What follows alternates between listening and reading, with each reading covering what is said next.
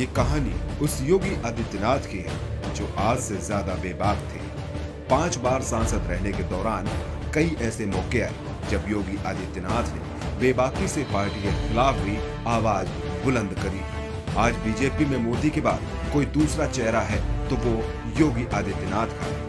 क्या आपको पता है कि जब योगी अकेले थे तो उनके पास ऐसी कौन सी ताकत थी कि अच्छे भी पंगा नहीं लेना चाहते थे। आज से 20 साल पहले योगी की वो समझ जो दुबले पतले सांसद को एक हिंदुत्व का ब्रांड बनाती है और एक सूबे का मुख्यमंत्री भी। अब थोड़ा ध्यान से सुनिए, कहानी की शुरुआत होती है साल 2000 में। योगी आदित्यनाथ सांसद बन चुके थे। उस वक्त केंद्र में अटल बिहारी वाजपेयी की सरकार थी। यूपी का पूर्वांचल अपराध, दंगों और माफियाओं में लिप्त था। यूपी में कहीं भी शांति हो जाए, लेकिन पूर्वांचल हमेशा इस दौर में अशांत ही रहा। कल्याण सिंह बीजेपी से दूर हो चुके थे। बीजेपी में एक हिंदुत्व की राजनीति करने वाले नेता की बेहद जरूरत थी। 1999 का लोकसभा चुनाव योगी के लिए कांटों भरा रहा। योगी बड़ी मुश्किल से केवल 7000 वोटों से चुनाव जीते। ये उनके लिए खतरे की घंटी थी, लेकिन तभी योगी ने एक ऐसा प्लान बनाया जिसके बाद योगी वहां से आज यहां तक पहुंच गए। हिंदुत्व की छवि वाले योगी आदित्यनाथ अपने लिए नौजवानों की फौज बनाना चाहते थे जो उनके एक इशारे पर कहीं भी कभी भी कुछ भी करने के लिए तैयार हो जाए। बस इसी बात पर हिंदू युवा वाहिनी की नींव पड़ी। 20 साल पहले 2002 में रामनवमी के दिन गोरखनाथ मंदिर में इसका ऐलान हुआ। योगी आदित्यनाथ इस दिन को सबसे खास मानते हैं और इसी दिन ऐलान किया।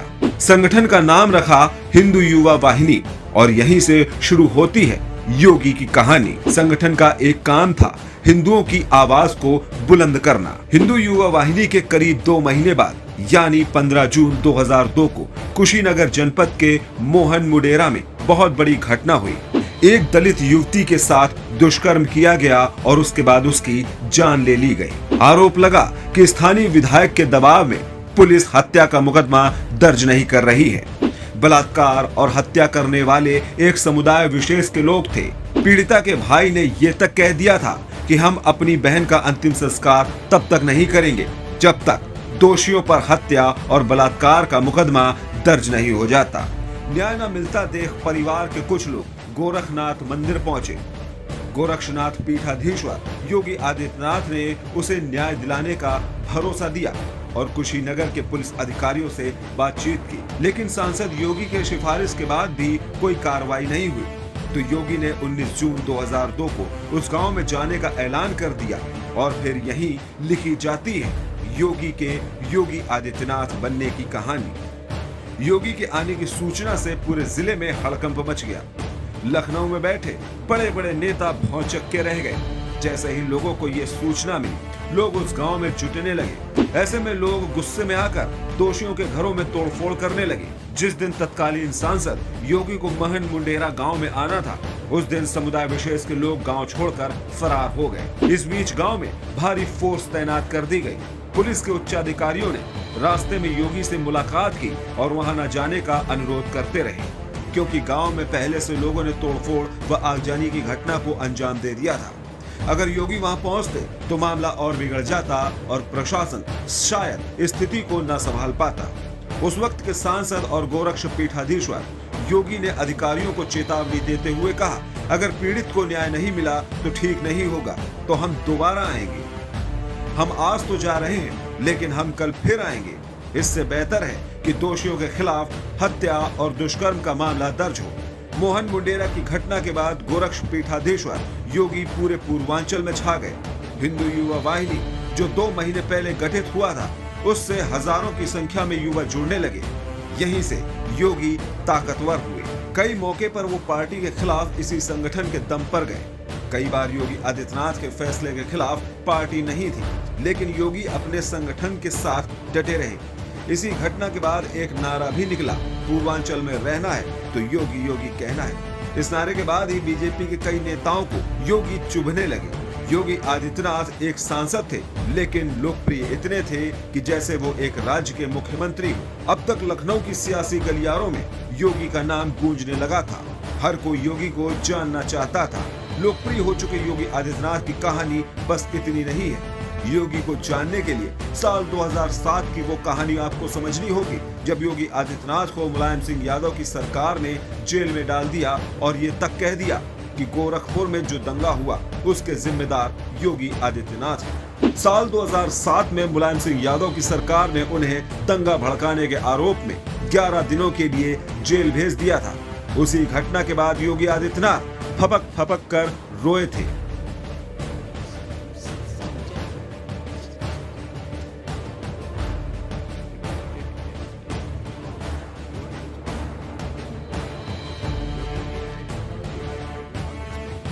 उस वक्त उत्तर प्रदेश में मुलायम सिंह यादव की सरकार थी। मुलायम सिंह यादव की सरकार में यूपी में कई दंगे हुए और उन्हीं दिनों में एक दंगा गोरखपुर में भी हुआ।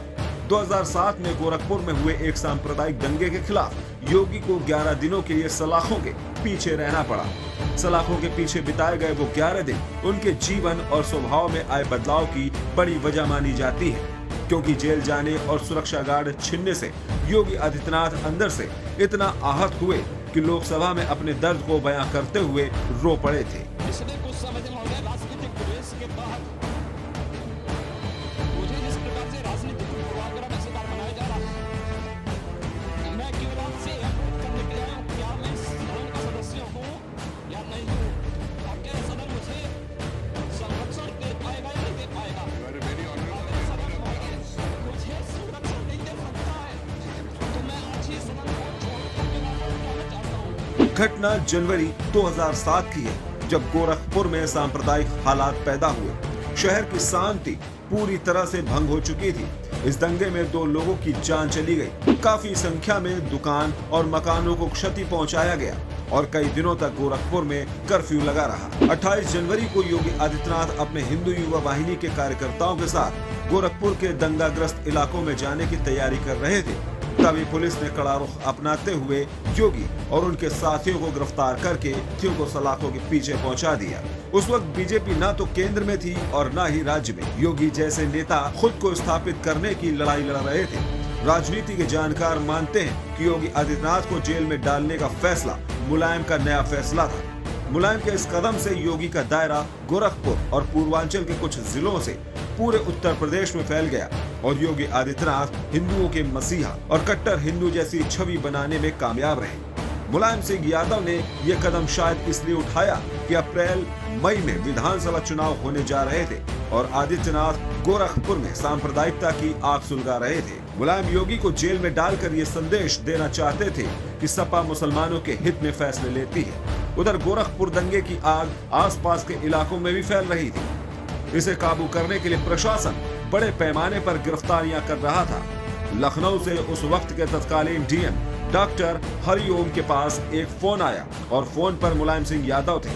कहा जाता है कि फोन पर यह आदेश दिया गया कि योगी को गिरफ्तार कर जेल में डाल दो, जिसके बाद तत्कालीन डीएम डॉक्टर हरिओम के आदेश पर एसपी ने योगी को गिरफ्तार कर जेल में डाल दिया। लेकिन शहर में यह खबर जंगल की आग की तरह फैल गई। जो लोग योगी युवा वाहिनी में शामिल नहीं हुए थे, वो लोग भी योगी को रिहा करने की मांग तेज करने लगे।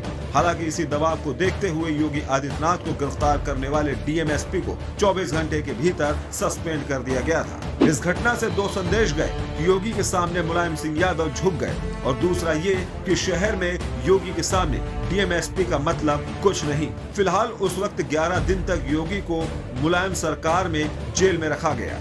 डीएम को 1 हफ्ते के भीतर ही बहाल कर दिया गया था, लेकिन इस घटना ने नया मोड़ ले लिया था और राज्य की राजनीति एक भारी परिवर्तन की ओर इशारा कर रही थी।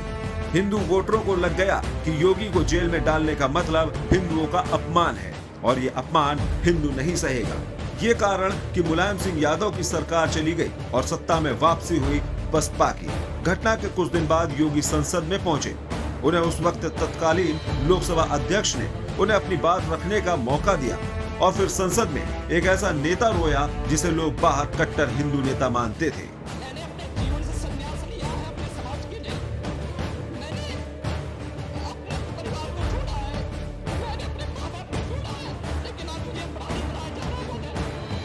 क्या राजनीतिक पूर्वाग्रह के तहत, यानी इसलिए क्योंकि मैंने वहाँ पर भ्रष्टाचार